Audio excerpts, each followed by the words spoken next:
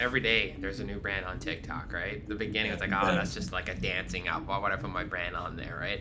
But now you see a lot of brands, and in TikTok, you don't want to make it feel like an ad at all, right? So it's like, how do you kind of work with the brand to make sure that they understand the platform, they understand what content that they need to put out? How do you work with them like that?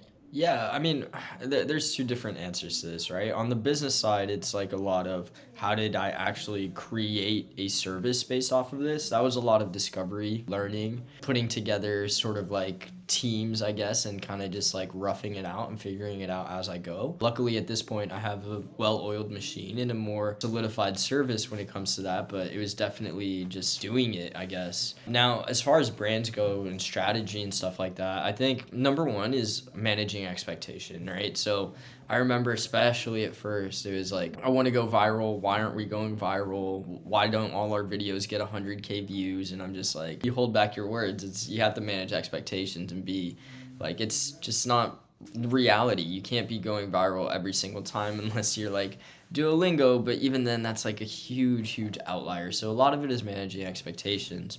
But then the second part of it is when it comes to strategy, and I think this is really important, or at least this is where we've found success so far, is we like to go into what we call brand pillars. So basically, what brand pillars, or at least the way that we define them, is there's typically three or four for each brand, right? And let's say, for example, you are selling, let's say, AirPods, right? So maybe brand pillars for AirPods could be like number one, product and use, right? How does the product actually work? How do I sync it up? How do I apply it to my everyday life?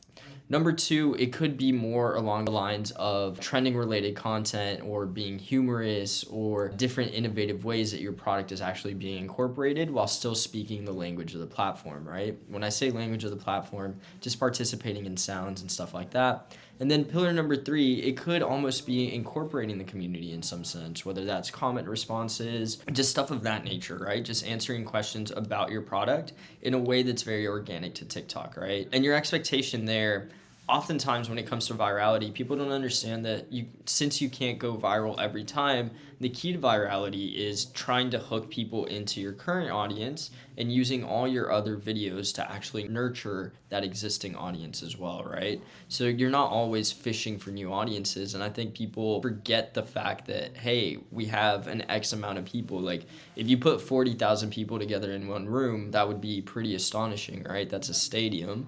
But a lot of times people forget, like, oh, they just see the number per se. So audience nurturing is definitely important. And yeah, man, that's pretty much how we break down strategy at a very surface level.